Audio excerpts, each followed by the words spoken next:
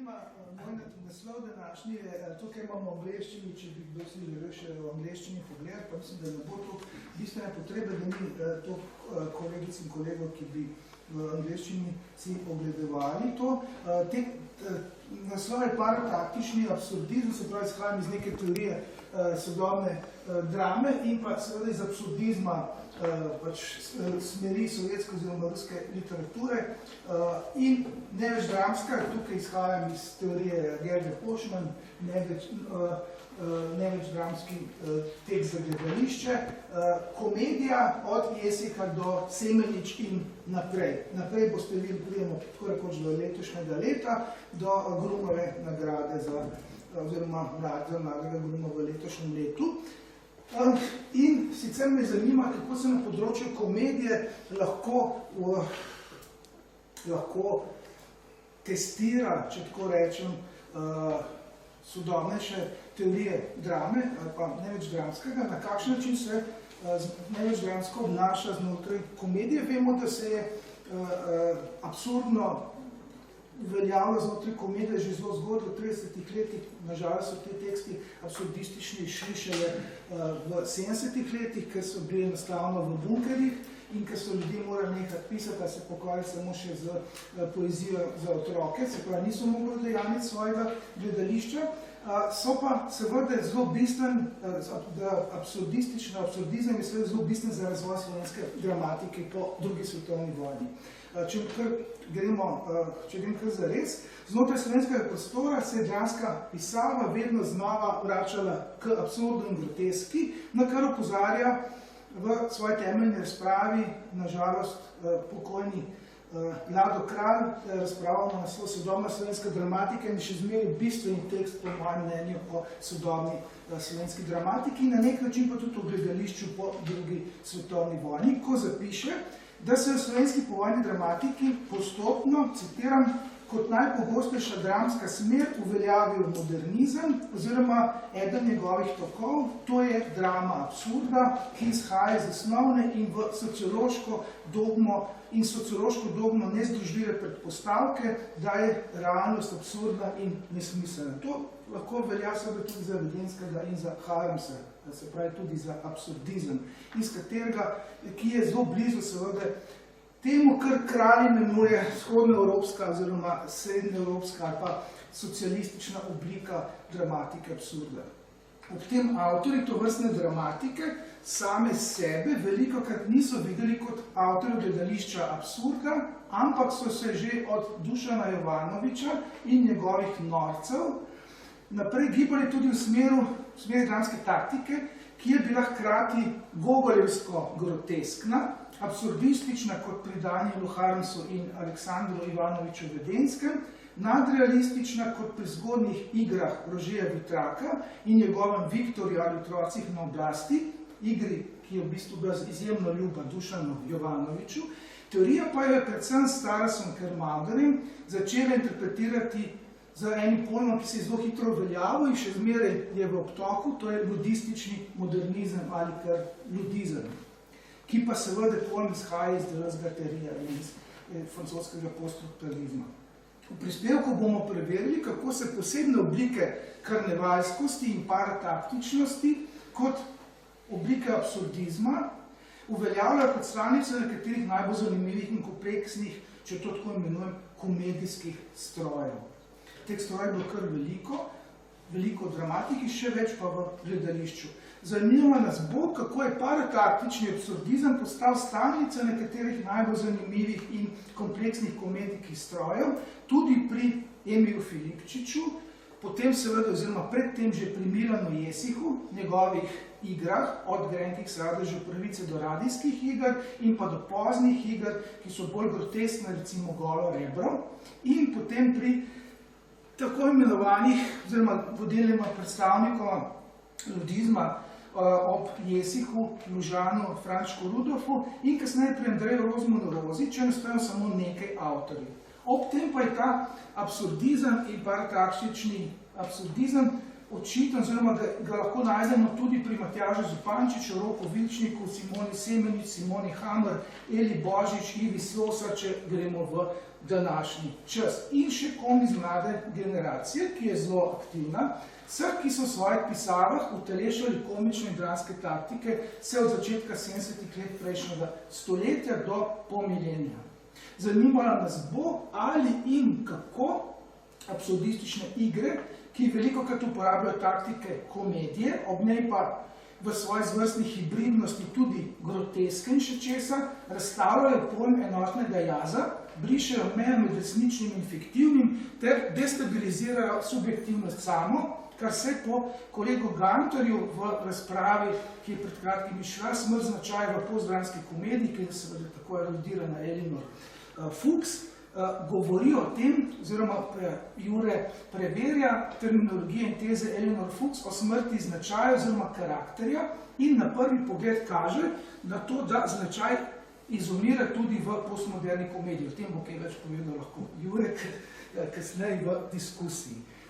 Obenem se bomo pa, v bistvu nas je pa vznemirila izjemno zanimive teze Alenke Zupančič, ki se seveda tudi ukvarja na zelo relevanten način skozi Lacana z komedijo. Zanimalo nas bo, v kakšni meri in do katere mere se komedije gibljajo zelo blizu temeljnemu jedru nesmisla, vendar se ga lotevajo na zelo zanimiv način. Alenka Zupančič trdi, da komedije ne poskušajo pokazati nesmisla kot takega, kar je dejansko nemogoč podvig, ampak, citiram, izhaja iz naslednjih misli in spoznanja, komedija se zelo dobro zaveda in prakticira naslednjo poanto. Nesmisel zares srečamo tam in tedaj, kjer oziroma ko nas nek smisel preseneti, ko nas preseneti, da je nekaj smiselno, če se izmeri manj v sodobnem svetu. Tone citata, to je citat iz teksta Ponavljanje, Alenke Zupančič, ki je šel v problemih. Zdaj se bomo pač ukvarjali z nekaj primeri, 3 do 4, začeli bomo z Milanom Jesihom, ki je jasno klasik absurdne dramatike in absurdne dramske pisave. Hkrati pa nas bo zanimal nek podgled na Jesiha skozi sodobno dramatiko. Na kakšen način je Jesihove dramske taktike, na kakšen način so žive v današnji dramatiki. Že njegove zgodne igre, ki so ob norcih in znamkah na Kaši Emiliji Dušana Jovanoviča, predstavljajo sam prvi vrh dramatike absurda, so v bistvu uveljavljali nekaj, kar jaz imenujem po drugih teoretikih poliloška forma, ki nastaja in je rezultat patchworka kriptičnih citatov. Ti citati pa sestavljajo ekstremne in tako rekoč nepregledne in nerazberljive kolaže.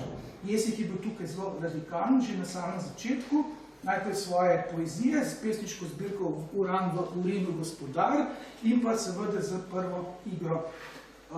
Z dvema igrama prizorjenima na specifičen način v Gleju, se pravi limitami in igro, s katero se bo mesto ukvarja, se pravi enki sadeži pravice. Lahko rečemo, da Jesih iz jezika sleče pomen, da bi poudaril današnje oblike jezikovnega odtujevanja. Če preberem en kratek citatek iz enkih sadežev, kaj bi manjkalo človeku na svetu, nič prav, nič, nič sem rekel nič praviš srček, pustite me že na miru. Se pravi, zelo hitro teče ta parataktičnost pri Jesihu. Jesihova besedila spodmika osnovne postavke absolutnosti drame, dialog, junake, dramsko zgradbo. Na prvi pogled se zdi, da ti bloki hitro izmenjujoči se kvazi dialogov nastajajo kot teksti reaktorji, to je pojem, ki ga uporablja se veliko kot pri Elfriede Jelinek. Jezik tako uporabi tehniko, ki jo je Krmavner poimenoval s pojmom ludizem. Jezik ukinja in radikalno, in to zelo radikalno enotnost prostora, časa in dejanja, ter od dramskih osebej zapiše parataktični stavek, ki bi ga bila vesela tudi Simona Semenič, jaz ga bom pa zdaj prebral, ker mi je še zmeraj zelo všeč. Spol in sklon igralcev nista določena, želeti pa je, da so njihove duše široka in svetla pobočja, saj sonce pokrovita življenja in njegov budni pastir. Konec citata. To nam pove o osebah. V bistvu zelo veliko. Jezikovni gledališki teksti izbirajo različne obvode oziroma obhode ustaljene dramske forme in kot taki napovedujejo taktiko ludistične in postdramske generacije. No, k tej bomo pa zdaj kar šli direktno in s dvema predstavnikoma, ki ste se spoznali šele pred kratkim na delu na eni od predstav, to je Emil Filipčič, seveda prozaist in zelo pomemben dramatik, ki pa je ostal še dosti spregledan znotraj zgodovine slovenske dramatike, in pa Simona Semenič, ki je seveda tudi zdaj končno zelo uveljavljena tudi s tem, da je dobila pač nagrado Prešernovega sklada, in o kateri že danes tudi Mateja govorila, o tekstu, ki mislim, da se ga bom jaz tudi dotaknil. Med nadaljevalci Jeslikovega radikalizma in parataktičnosti se bomo ostali pri Emilu Filipčiču, njegove odštekani parataktični komediji, ki so prijel pojem ludizem, izbrali bomo igro, ki je šla leta 1982 v Problemih in je bila potem zelo hitro uprizorjena v Mladinskem gledališču, režiral je takrat mladi Janez Pipan. V igro Ujetniki svobode, v katerih lahko najdemo vse od predsednika ZSSR, predsednika ZDA, Jezusa Kristusa, Alohovih od poslancev, disidencev, zarolancev, dedičev leta 1968. Gre za parataktično komedijo, ki se začne z veličastnim dogajanjem teogonije in konča s filmom, spektaklom, simulacijo. Mes pa so Ujetniki svobode en sam napalen kritike oblastniških diskurzov, ki se zaveda, da je svoje bombastičnosti smešna in v gledalcu in protagonistih zgodbe proizvaja nemoč. In zanimiva je primerjava, ki bo gotovo se kdo lotil in bo zelo zanimivo, ko se bo lotil, Filipčiča in Simone Semenič. Če vzamemo najprej Jerebiko, Štruder, Ples pa še kaj, Simone Semenič, lahko ugotovimo, da je zasnovana v nekoliko nenavadni formi komedije, besedilne bravure, ki mestoma prikličejo spomin zgodnega Jesika, hkrati tudi malo Filipčiča, se poigrava z žanrom komedije, tako da preizprašuje meje komičnega. Po drugi strani pa se vzpostavi kot avtoričina provokacija meščanskega gledališča, ki je radikalno komično pripravljena sprejeti, a le do določene mere. Avtorica napiše napotke za uprizoritev in v svojem tipičnem rapsodskem slogu zahteva redukcijo kakršnih koli kompromisov. Citiram: "Ukolikor imajo igralke in igralci kakršni koli predsodek ali težavo z goloto in seksualnostjo na odru, naj ne sodelujo pri uprizarjanju tega besedila." Konec citata. Se pravi, gre za nekaj, kar je v bistvu zelo se bere lahko zelo skozi sociologijo gledališča. Zanimiva je tudi njena vzporedna časovna struktura, ki je značilna tudi za druge njene igre, recimo 1981. Najprej se zdi, da je to igra o 60 letih prejšnjega stoletja, v bistvu pa se zelo hitro izkaže, da v utelešenih beseditvah temelje slovenske ideološke razkranosti v Vipavski dolini govori seveda o sodobnem svetu. Nadaljujemo in končali bomo za najmlajšo generacijo dramatičark, največ dejansko bodo prav dramatičarke, ker ne bo nobenega od dramatikov, lahko bi dodali kakšnega od dramatikov, ki jih je pa precej manj, oziroma so manj opazni, kot dramatičarke, in postavili se bomo pri dveh dramatičarkih, Eli Božič in pa Ivi Slosar, ki bo danes popoldan tudi na pogovoru predstavljala slovensko najnovejšo komedijo, kako bi tem lahko rekel. Ela Božič je bila za svojo predstavo, za svoj tekst oziroma komedijo ali paratekst interpretacija Sanje prijela Mladega Gruma. V duhovitem naslovu se po eni strani navezuje na ime vlogerskega kanala, ki ga na spletnem portalu YouTube ustvarja protagonista Sanja, po drugi strani pa je besedilo samo interpretacija sanje kot prispodoben, celo bolj kot alegorija sanj o instantnem in materialnem uspehu. Sanje je spletna vplivnica, ki na spletu objavlja videoposnetke, v kateri komunicira s svojim spletnim občinstvom, mu kaže svoje skrbno zloščeno, olepšano in zaigrano zasebno življenje in z njim deli svoje poglede, za katerimi se skriva promocija bolj ali manj bizarnih izdelkov. Tako Ela Božič z obilico humorja pokaže, da v simulakru vsakdanjika lahko govorimo samo še o spletno javnem zasebnem življenju, v navednicah, o svojem pravem zasebnem življenju, pa v svojem pravem zasebnem življenju pa je junakinja prisiljena privoliti vrsto osebnih ponižanj, spolnih in drugačnih podrejanj, se pravi, živi nek drug svet, ki je radikalno drugačen od spletnega.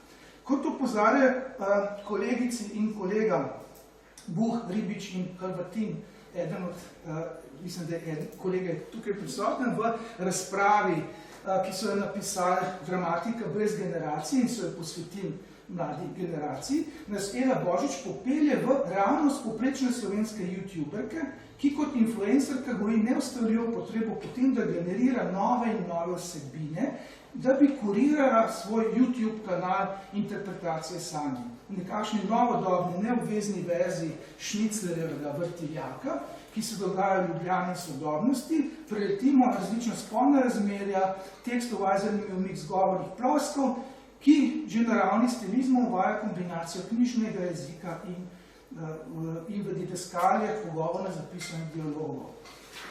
Medbesedilnost je temami situacijam, ki so socialne situacije primerna, od referenc na tehnološke oligarke do vladarjenja kriptovalut.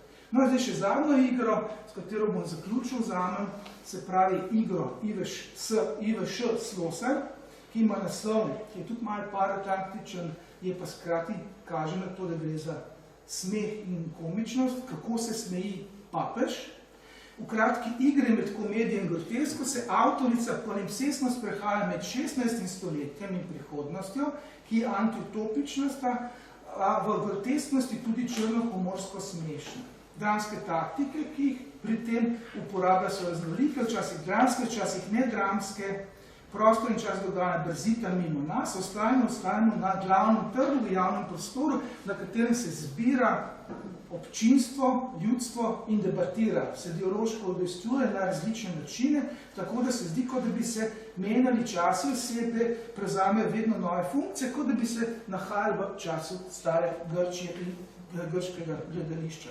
Hkrati pa je vse skupaj bizarno, groteskno in komično. Komedija groteska je polna drobnih aluzij na sodobnost, ki nas nasmehnajo, a smeh je hkrati grenat, tako kot v nas vzbuja nekakšno nelagodje. Če citiram en kratek odlomek iz tega teksta, da boste videli neko zanimivo meta-gledališkost, ki jo ves čas izpostavlja in parataktičnost, politično gledana, kar sveto je politično in politično je sveto, je bil takratni zeitgeist goden za to vrstno intervencijo, Boga poslano. Vzpostavitev svetnice kot žive relikve je prišla kot naročena. Vladajoči razred rimokatoliške cerkve je namreč potreboval figure, ki bi vabile in vračale občinstvo v cerkve in proč od protestnikov. Konec citata. Če zaključimo, obravnavani primeri stika parataktične, absurdistične komedije in drugih žanrskih taktik v sodobni slovenski dramatiki predstavljajo primere konsekventnih avtorskih pristopov komedijskim upodobitvam realnosti. Ti pristopi utelešajo z besedami Elana Badiou gledališče, ki, citiram, v odprtem prostoru med življenjem in smrtjo misli vozo med željo in politiko. Misli ga v obliki dogodka, se pravi zapleta ali katastrofe, konec citata. Se pravi, da utelešajo tudi dva delna odgovora na spet Badioujevo vprašanje, ali ni naloga poezije in gledališča, da izrečeta tisto, kar se ne govori in kar prakticira politika, ne da bi to zares priznala. Tudi mar ne bi bilo najbolj smisel izjaviti, da je bila naloga komedije v drugi polovici 20. stoletja in je taka še danes, prav izrekanje tistega, kar se ne govori in kar prakticira politika, ne da bi to priznala. In k temu lahko s pomočjo citata Alenke Zupančič iz njene razprave, ki smo jo prej omenili, samo še poantiramo. Komedija praktično nikoli ne poskuša razložiti, zakaj se je nekaj zgodilo, je pa zelo spretna prikazanje tega, kako nekaj deluje. Torej, spretna prikazanje tega, kaj so mehanizmi, ki v sedanjosti omogočajo, da to nekaj deluje in se perpetuira. Komični elementi se le reagirajo drug na drugega v sedanjosti, in čeprav običajno vzbujajo vtis, da nujno in neizogibno reagirajo tako, kot reagirajo, hkrati, ker se to dogajanje presedno pred našimi očmi, kaj hkrati kažejo radikalno kontingentnost same te nujnosti. Konec citata Alenke Zupančič. Naše razmišljanje o specifiki komedije in komedije danes se s tem v bistvu šele začenja, v bistvu se začenja in se bo nadaljevalo gotovo skozi celoten ta simpozij. Ja, za današnji dan naj bo dovolj, nadaljevanje se bo začelo že z popoldanskimi referati in to bi bilo vse. Hvala za vašo pozornost.